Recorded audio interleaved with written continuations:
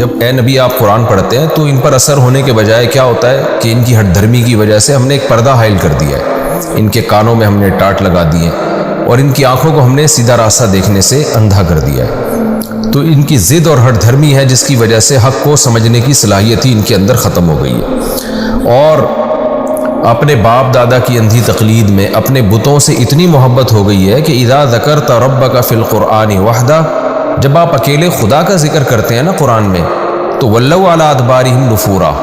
تو نفرت سے پیٹ پھیرتے ہوئے بھاگتے ہیں، ان کو اکیلے خدا کا تذکرہ ہی پسند نہیں ہے۔ آج بھی جو مشرک لوگ ہیں نا، آپ دیکھیں ان کی تقریروں میں، ان کے بیانات میں اللہ کا ذکر بہت کم ملتا ہے، اللہ کی بڑائی بہت کم ملتی ہے، اللہ کی کبریائی بہت کم ملتی ہے۔ اور قرآن میں اسی مضمون کو دوسرے مقام پہ جو بیان کیا، وَإِذَا ذُكِرَ اللَّهُ وَحْدَهُ اشْمَأَزَّتْ قُلُوبُ الَّذِينَ لَا يُؤْمِنُونَ بِالْآخِرَةِ، کہ جن لوگوں کا آخرت پر ایمان نہیں ہے نا، کہ جب اکیلے خدا کا ذکر کیا جائے، اس کی حمد و ثنا کی جائے، تو ان کے دل تنگ ہونے لگتے ہیں۔ وَإِذَا ذُكِرَ الَّذِينَ مِن دُونِهِ إِذَا هُمْ يَسْتَبْشِرُونَ، ہاں اللہ کے علاوہ باقیوں کی آپ تعریفیں شروع کر دیں تو اچانک خوش ہو جاتے ہیں، یعنی جن کو اللہ کے ساتھ یہ شریک کرتے ہیں۔ تو اس سے پتہ چلتا ہے کہ کچھ لوگ مزاج کے مشرک ہوتے ہیں، ان کو شرک کا مزاجاً وہ مشرک ہیں، ان کو جب شرک کی باتیں ہوں گی تو اچھا لگتا ہے، اور کچھ مزاج کے توحیدی ہوتے ہیں، ان کو جب اللہ کی کبریائی بیان کی جائے تو ان کو مزہ آتا ہے۔ تو اس لیے اگر کہیں اللہ کی حمد و ثنا ہو رہی ہے اور اللہ کی توحید بیان کی جا رہی ہے اور آپ کو دل میں فرحت محسوس ہو رہی ہے، تو ایک نور کی علامت ہے، ایک ایمان کی علامت ہے یہ۔ آگے اللہ فرماتے ہیں کہ نحن اعلم بما يستمعون به اذ يستمعون الیک، ہمیں خوب معلوم ہے بما يستمعون به، کس غرض سے یہ لوگ، وہ کون سی غرض ہے جس کے ساتھ یہ سنتے ہیں، یعنی جب آپ آ کے یہ قرآن سنتے ہیں نا آپ کی زبان مبارک سے، تو بما يستمعون به، کس چیز کے ساتھ یہ قرآن سن رہے ہوتے ہیں، کیا مطلب،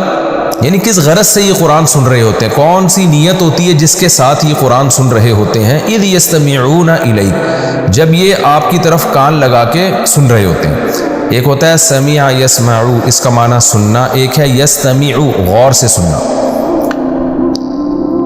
کیونکہ پچھلی آیت میں بتایا نا کہ جب یہ قرآن سنتے ہیں تو ہم سننے ہی نہیں دیتے، ان کے اور سماعت کے درمیان ایک پردہ ہوتا ہے۔ اب سوال پیدا ہوتا ہے بھئی یہ تو بڑے غور سے سن رہے ہوتے ہیں اور اللہ کہہ رہے سنتے ہی نہیں ہیں، تو اللہ اس میں بتا رہے ہیں کہ یہ سننا الگ طرح کا ہے جس نیت سے یہ سن رہے ہوتے ہیں، اور ہم جو چاہتے ہیں کہ جس نیت سے یہ سنیں وہ سننا الگ ہے۔ ایک ہے اس نیت سے قرآن سننا کہ مجھے ہدایت ملے، مجھے سیدھا راستہ ملے، کہیں بھی حق بات ملے گی میں اس کو فالو کروں گا، یہ والا جو سننا ہے، اس سننے میں اور قرآن کے درمیان ہم پردہ ڈال دیتے ہیں، یہ نہیں سن پاتے یہ۔ اور ایک سننا ہے فساد کی نیت سے سننا، غرض کیا ہے کہ تلاش کرو کہیں بھی ان کو ان کے خیال کے مطابق قرآن میں کوئی سقم نظر آئے یا کوئی بات تماشا بنانے کا ان کو موقع ملے، پروپیگنڈے کا موقع ملے، تو اس نیت سے یہ سن رہے ہوتے ہیں کہ کوئی ایسی بات ہمیں ملے کہ ہم جا کے پھر اس کا مذاق اڑائیں، تو نیت ہی ٹھیک نہیں ہوتی۔ اس کی مثال ایسے جیسے جب آپ کو کسی سے نفرت ہو جائے ذاتی طور پر، تو آپ اس کی تقریروں میں بس عیب تلاش کر رہے ہوتے ہیں، یا کتابوں میں عبارتوں میں بس آپ عیب تلاش کر رہے ہوتے ہیں، حالانکہ وہ عیب ہوتا نہیں ہے، آپ کو اپنی بدگمانی اور اپنے ٹیڑھے پن کی وجہ سے، اپنے دماغ میں جو آپ کے فطور ہے اس کی وجہ سے آپ کو اس میں عیب نظر آ رہا ہوتا ہے، کیونکہ آپ کو اس سے ذاتی بغض ہو چکا ہوتا ہے۔ جب انسان کو کسی سے ذاتی بغض ہوتا ہے تو بس اس کی ہر چیز بھی اس کو الٹی لگ رہی ہوتی ہے۔ تو اللہ فرماتے ہیں نحن اعلم بما يستمعون به، ہم خوب جانتے ہیں، عالم اس میں تفضیل ہے نا، زیادہ جانتے ہیں، تو اردو میں اس کا ترجمہ ہوگا جو پراپر کہ ہم خوب جانتے ہیں، ہمیں بہت اچھی طرح معلوم ہے، بما يستمعون به، لہذا جہاں بھی یہ اعلم کا لفظ آئے نا اس میں تفضیل کے طور پر، تو آپ نے اس کا یہی ترجمہ کرنا ہے کہ ہم خوب جانتے ہیں، ہم خوب جانتے ہیں بما يستمعون به، کہ کس غرض سے یہ لوگ قرآن سنتے ہیں، اذ يستمعون الیک، جب یہ آپ کی طرف کان لگا کے قرآن سن رہے ہوتے ہیں، وَإِذْ هُمْ نَجْوَىٰ، اور جب وہ آپس میں سرگوشیاں کر رہے ہوتے ہیں، وہ وقت وہ بھی ہم دیکھ رہے ہوتے ہیں کہ کیا باتیں کر رہے ہیں، ان سرگوشیوں میں یہ کیا کہتے ہیں، اذ یقول الظالمون، جب یہ ظالم لوگ کہتے ہیں، ان تتبعون الا رجلا مسحورا، کیا لوگوں تم ایک ایسے شخص کو فالو کر رہے ہو جو مسحور ہے، جس پر جادو کیا گیا ہے، ساحر جادو کرنے والا، مسحور جس پہ جادو کیا جائے۔ انظر اے محمد صلی اللہ علیہ وسلم، انظر دیکھ، کیف ضربوا لک الامثال، تیرے لیے کیسی مثالیں بیان کر رہے ہیں، یعنی وہ شخص بنا دیا جس پہ جادو ہوا ہے۔ مکہ میں نبی صلی اللہ علیہ وسلم جو لوگوں کو کہہ رہے ہیں کہ تیرے رب نے فیصلہ کیا اللہ کی عبادت ہو، ماں باپ کے ساتھ حسن سلوک ہو، ان کے سامنے شفقت اور رحمت سے اپنے بازوؤں کو جھکانا ہے، رشتہ داروں کو ان کا حق دینا ہے، ناپ تول میں کمی نہیں کرنی، اپنے بچوں کو غربت کے خوف سے قتل نہیں کرنا، اور اللہ پہ اعتماد اور توکل کرنا ہے، یتیم کے مال کے قریب نہیں جانا ہے، شرک نہیں کرنا ہے، ایسی چیز کے پیچھے نہیں پڑنا ہے جس کی تمہیں نالج نہ ہو۔ تو یہ ساری باتیں ایک ایسا شخص کر رہا ہے جس پر جادوگروں نے جادو کر دیا ہے۔ تو کیا عجیب بات کر رہے ہیں، کتنے پاکیزہ مضامین ہیں اس قرآن کے، جس پر جادو ہو جائے اس سے تو بولا نہیں جا رہا ہوتا۔ تو قرآن کہتا ہے انظر اے محمد صلی اللہ علیہ وسلم، دیکھیے کیف ضربوا لک الامثال، آپ کے لیے کیسے مثالیں بیان کر رہی ہیں، فضلوا، پس یہ گمراہ ہو گئے، فلا یستطیعون سبیلا، اب یہ سیدھے راستے کی ان میں استطاعت ہی نہیں ہے، الٹی باتیں اور الٹا سوچ کے نا ان میں ہدایت کی صلاحیت ہی ختم ہو گئی ہے۔ وقالو، اور پھر دوسرا اعتراض کیا کرتے ہیں، کیونکہ نبی صلی اللہ علیہ وسلم جتنی بھی باتیں کر رہے تھے نا کہ آخرت کی کوشش کرو، اللہ کو راضی کرو، ایک خدا ہے، ماں باپ کی اطاعت ہے، رشتہ داری جوڑنا ہے، اور یہ سارے احکام، تو بھائی کیوں ان احکام کو فالو کرو؟ اس لیے کہ قیامت کے دن اس کے بارے میں سوال ہوگا، خدا مردوں کو زندہ کر کے پوچھے گا کہ میں نے جو تمہیں زندگی دی تھی اس میں تم نے کیا کیا؟ تو اللہ کہتے ہیں جب یہ باتیں ہوتی ہیں تو یہ کیا کہتے ہیں، قالو، کہتے ہیں اذا کنا عظاما، جب ہم ہو جائیں گے ہڈیاں، ورفاتا، اور چورا چورا، جب قبر میں ہمارے ذرہ ہو جائیں گے، انا لمبعوثون خلقا جدیدا، تو کیا ہم نئی تخلیق میں دوبارہ زندہ کیے جائیں گے؟ ایسا کیسے ہو سکتا ہے بھائی؟ دوبارہ پیدا ہونا ہوتا تو باڈی تو سلامت ہوتی نا کم از کم، تو بالکل ختم ہو جاتے ہیں، کچھ لوگ جل کے ہلاک ہو جاتے ہیں، کچھ دریا میں ڈوب کے ذرے بکھر جاتے ہیں ان کے ختم، تو کیسے ہم دوبارہ زندہ ہوں گے؟ قل، اے نبی ان سے کہہ دیجئے، کونوا حجارتا او حدیدا، تمہیں یہ اشکال ہو رہا ہے نا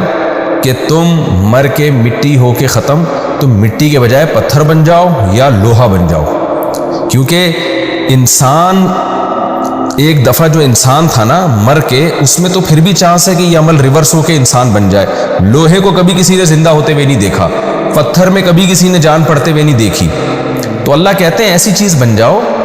پتھر بن جاؤ یا لوہا بن جاؤ، جس خدا نے پیدا کرنا ہے نا وہ لوہا بنا کے بھی تمہیں پیدا کر دے گا۔ انسان کے اختیار میں نہیں ہے کہ وہ پتھر یا لوہا بن جائے، یہ ایک مثال ہے، سمجھایا جا رہا ہے کہ جس خدا کی طرف تم یہ نسبت کر کے کہہ رہے ہو کہ وہ کیسے زندہ کرے گا، تو وہ خدا تمہیں لوہا بنا کے بھی زندہ کر سکتا ہے، وہ پتھر میں بھی جان ڈال سکتا ہے، تو تم ٹرائی کر کے دیکھو کہ تم پتھر بنو یا لوہا بنو، او خلقا مما یکبر فی صدورکم، یا ایسی مخلوق بن جاؤ جو تمہارے دلوں میں اس سے بھی بڑی کوئی چیز ہو، یعنی جس کا پیدا کرنا اور زیادہ ناممکن ہو، ایسی چیز بن جاؤ کہ جس کے بارے میں تمہارا خیال ہو کہ لوہے میں پھر بھی کوئی چیز تو ہوتی ہے نا، جان پڑنے کا کے لیے کوئی جگہ ہوتی ہے، یا پتھر میں بھی، اور اس سے پلاسٹک بن جاؤ، کوئی بھی ایسی چیز بن جاؤ کہ جس کے بارے میں تمہارا خیال ہو کہ یہ تو زندہ ہو ہی نہیں سکتی، وہ بھی بن جاؤ گے، تو پھر جب اے نبی آپ ان سے کہیں گے نا کہ اچھا ہم پتھر بن جائیں، لوہا بن جائیں، تو بھی دوبارہ اللہ زندہ کر سکتا ہے، تو فوراً یہ کہیں گے فَسَيَقُولُونَ مَن يُعِيدُنَا، تو عنقریب یہ فوراً جواب میں کہیں گے مَن يُعِيدُنَا، بھائی ہم پتھر بن گئے، لوہا بن گئے، یا اور عجیب سی مخلوق بن گئے، تو کون زندہ کر سکتا ہے؟ قُلِ الَّذِي فَطَرَكُمْ أَوَّلَ مَرَّةٍ، کہہ دیجئے کہ وہ پیدا کرے گا جس نے پہلی مرتبہ پیدا کیا، پہلے مرتبہ میں تو نہ پتھر تھے، نہ لوہا تھے، نہ مٹی تھے، اپنی قدرت سے اس نے ایک جرثومہ بنایا خوراک کے ذریعے، اور ماں کے رحم میں اس نے انسان بنا کے دنیا میں باہر لے آیا۔